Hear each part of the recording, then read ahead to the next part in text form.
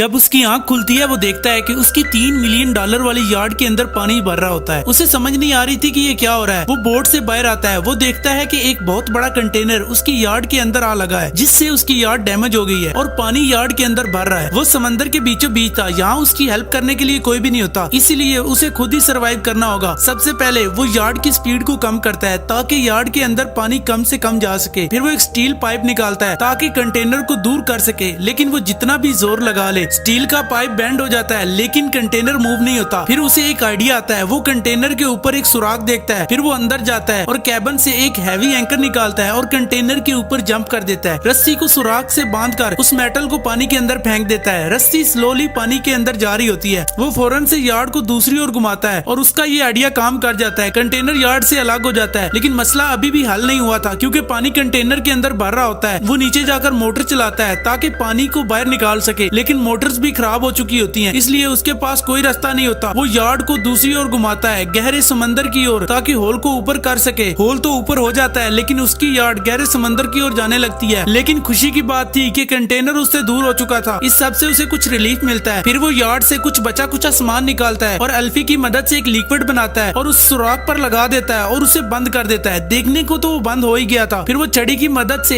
एक पंप बनाता है जिससे वो मैनुअली यार्ड से पानी को बाहर निकाल सके। ये करते करते पूरा दिन गुजर जाता है। वो थक जाता है, लेकिन जिंदा रहने के लिए उसे ये सब करना पड़ता है। वो रेडियो से संपर्क करने की कोशिश करता है, लेकिन रेडियो भी काम नहीं कर रहा था। वो खाना बनाने के लिए नीचे जाता है, लेकिन तभी वो नोट करता है पानी की कुछ बूंदे उसके सर पे गिर रही हैं। वो डर गया। वो जैसे ही बाहर आता है वो देखता है तेज बारिश और तूफान उसे लपेटने वाला है और समुद्री तूफान इतना खतरनाक होता है कि एक ही झटके में इसकी यार्ड को पलट सकता है। वो नीचे आता है, लेकिन तभी तूफान के एक झटके की वजह से उसका सर पिलर से टकराता है। वो बेहोश हो जाता है और फिर जब उसकी आंख खुलती है वो देखता है पानी बड़ी स्पीड से उसके यार्ड के अंदर आ रहा है। वो जल्दी से यार्ड से बाहर आता है, लाइफ राफ्ट को निकालता है और एक सिरे को यार्ड के साथ बांध देता है और लाइफ राफ्ट को दूर फेंक देता है और रस्सी की मदद से राफ्ट के ऊपर जंप कर देता है। वो थक चुका था, वो सो जाता है, लेकिन जब उसकी आंख खुलती है तूफान ढल चुका था, लेकिन वो देखता है कि उसकी यार्ड डूब रही है। वो रस्सी की मदद से यार्ड के ऊपर आता है, वहाँ से खाने वाली चीजें इकट्ठी करता है और राफ्ट पर चला जाता है। और फिर वो अपनी $3 मिलियन वाली यार्ड को अपनी आंखों के सामने डूबता हुआ देख रहा था, लेकिन अभी भी इसने हार नहीं मानी थी। वो बॉक्स खोलता है और मौजूदा चीजों की हेल्प से वो अंदाजा लगाता है कि वो समंदर में किस जगह पे है। उसे पता चल जाता है कि वो